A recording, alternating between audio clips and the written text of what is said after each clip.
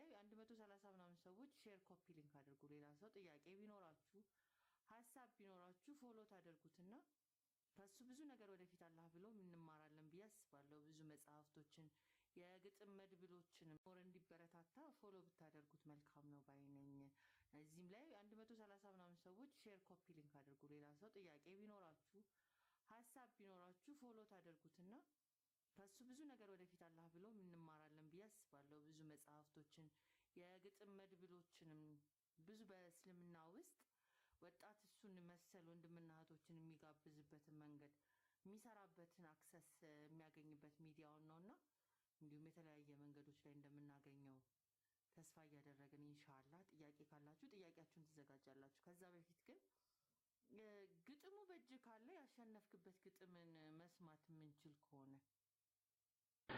ومن يضلل فلا هادي له وأشهد أن لا إله إلا الله وحده لا شريك له إن الحمد لله نحمده ونستعينه ونستغفره ونعوذ بالله من شرور أنفسنا ومن سيئات أعمالنا من يهده الله فلا مضل له ومن يضلل فلا هادي له وأشهد أن لا إله إلا الله وحده لا شريك له وأشهد أن محمدا عبده ورسوله يا أيها الذين آمنوا اتقوا الله حق تقاته ولا تموتن إلا وأنتم مسلمون يا أيها الناس اتقوا ربكم الذي خلقكم من نفس واحدة وخلق منها زوجها وبث منهما رجالا كثيرا ونساء واتقوا الله الذي تساءلون به والأرحام إن الله كان عليكم رقيبا يا أيها الذين آمنوا اتقوا الله وقولوا قولا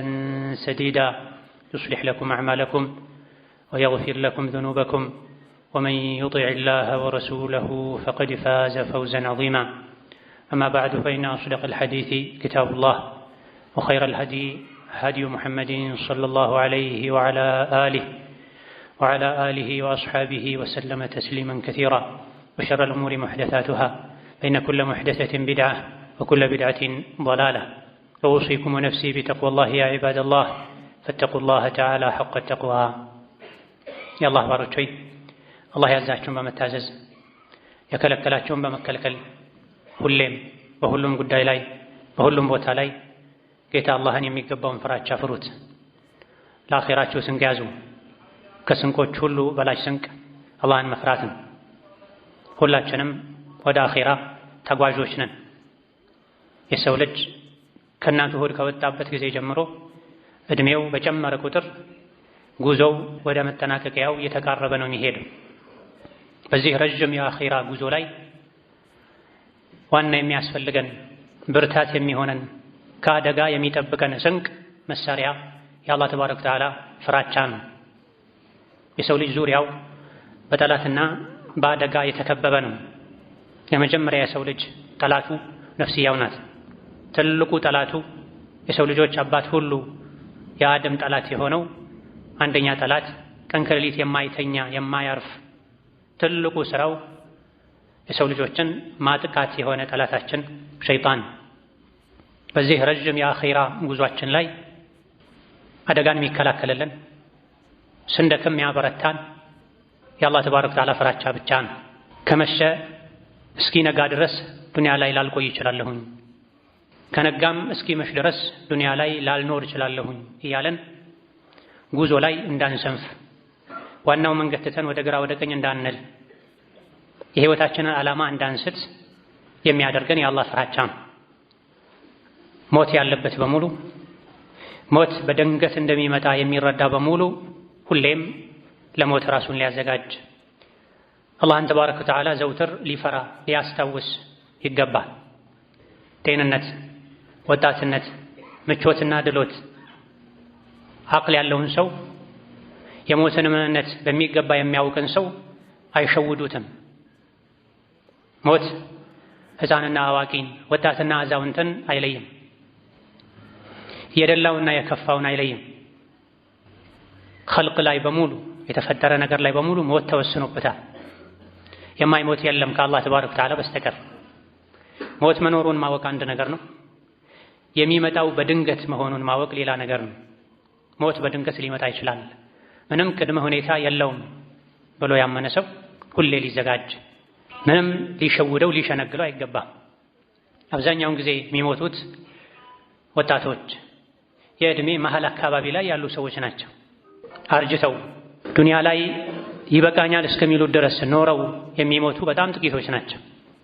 አብዛኛው ቦታ ላይ መስጂድም ይሁን ሌሎች አጋጣሚዎች ላይ በብዛት የሚታየው በዕድሜ ወጣት የሆነ የዕድሜ መሀል ላይ ያለ ሰው። ለምንድን ነው ይሄ የሆነው? አብዛኛው የሚሞተው ወጣት ጎልማሳ ስለሆነ አላህ ተባረከ ወተዓላ ከሁላችንም ዕድሜያችንን ሰውሮብናል፣ አጀላችንን ደብቆብናል። ዱንያ ላይ የምንኖረው እስከ መቼ ድረስ እንደሆነ ማናችንም አናውቅም። ሸይጣን ደግሞ የመሞቻ ቀጠሯችንን የምናውቅ እንዲመስለን እንድንዘናጋ ግዴለሽ እንድንሆን ያደርጋል። ከመሸወድ በሸይጣን መረብ ውስጥ ከመውደቅ አንዱ ማሳያ ምልክቱ ጡለል አመል ነው። ረጅም ጊዜ ስላለኝ ወደፊት እስተካከላለሁ፣ ወደፊት አስተካክላለሁ ያሉ ማሰብ ነው። ይሄ የሸይጣን ወጥመድ ነው። የሰው ልጆችን አንድም ሸይጣን የሚያጠቃቸው በጡለል አመል ነው። ነገ ከነገ ወዲያ የሚቀጥለው ዓመት ላይ እያሉ ክፍተታቸውን ደካማ ጎናቸውን እንዳያስተካክሉ ያደርጋቸዋል። የአደጋዎች አደጋም ይህ ነው። ምክንያቱም የሰው ልጅ ረጅም ጊዜ አለኝ ብሎ ባያስብ ኖሮ ወንጀል ላይ አይወድቅም። አካሄዱ ትክክል እንዳልሆነ አላህን እንደሚያስቆጣ እያወቀ አላህን የሚያስቆጣን አካሄድ ሄዶ ዱንያዊ ችግሩን ለመፍታት የሚያስበው ወንጀል ላይ ውሎ የሚያድረው የሰው ልጅ ተውበትን የሚያዘገየው ጡለል አመል ስላጠቃው ጊዜ አለኝ ስለሚል ማናችንም የህይወታችንን ፍጻሜ መጨረሻውን ሩሃችን ከጀሰዳችን ነፍሳችን ከአካላችን የምትለይበትን ቀንና ሰዓት አናውቅም። ማንም አያውቅ። አላህ ከደበቃቸው ነገሮች መሃል አንዱ ይሄ ነው። ላ ተአቲኩም ኢላ በግታ፣ ቅያማ የሚመጣው በድንገት ነው። የእያንዳንዱ ሰው አጀሉ ሲደርስ ደግሞ ቅያማው ቆሟልና የግለሰብ ቅያማም በድንገት ነው የሚመጣው። የሞተ ሁሉ ቅያማው ቆሟል። ስለዚህ ትልቁ የሸይጣን የሰው ልጆች የሚያጠቃበት መንገድ መሞቻቸውን በትክክል የማያውቁ ከመሆናቸው ጋር የመሞቻ ጊዜያቸውን እንደሚያውቁ ዘና እንዲሉ እንደፈለጉ እንዲሆኑ ማድረጉን። ይህ ባይኖር ይህ በሽታ ይህ ችግር ሰዎች ዘንድ ባይኖር ኖሮ ጊዜ አለኝ የሚል የተሳሳተ እምነትና ግምት ባይኖር ኖሮ ሰዎች ወንጀል ላይ አይወድቁም። ተሳስተው እንኳ የወደቁ እንደሆነ ተውበትን አያዘገዩም ነበር። የአላህን ጥሪ ትተው የሸይጣንን ጥሪ አያስቀድሙም፣ አይቀበሉም ነበር። ለኸይር ተሽቀዳደሙ ያለውን የአላህን ጥሪ ትተው ለወንጀል አላህን ለማስቆጣት አይሽቀዳደሙም ነበር። ስለዚህ አስተዋይ የሆነ ብልህ የሆነ መንገደኛ መሆኑን በሚገባ ዱንያ ላይ ባይተወር እንግዳ መሆኑን ያወቀ በሙሉ ረጅም ጊዜ ዱንያ ላይ እኖራለሁኝ ጊዜ አለኝ የሚልን የተሳሳተ ግምት የሸይጣን ወስዋስ ከልቡ በማውጣት ሰሐቦች እንደመከሩት ከመሸ ይነጋልኛል ብለህ አትጠብቅ፣ ከነጋ ይመሻል ብለህ አትጠብቅ፣ ዱንያ ላይ እንደ መንገደኛ ሁን ባሉት መሰረት መንገደኛ ልንሆን፣ ካጠፋን ፈጥነን ተውበት ልናደርግ፣ እሳተ አደጋን፣ ጠላትን፣ አውሬን ከምንፈራው በላይ ሸይጣንን ልንፈራ፣ ስሜትን ልንፈራ፣ ነፍስያችንን ልንፈራና ልንጠነቀቅ ይገባናል። ትልቁ ሸይጣን የሰው ልጆች ላይ የሚለቀው የሚያሰማራው ሰራዊት ተስዊፍ ነው። ችግር የለውም ቀስ ብሎ ይደርሳል ነገ ከነገ ወዲያ ማለት ነው። በየቦታው ተዘርግቶ ሁሉንም አይነት የሰው ልጅ አላህ ያዘነለት ካልሆነ በስተቀር የሚያጠቃ የሸይጣን ሰራዊት የኢብሊስ ወጥመድ ተስዊፍ ነው።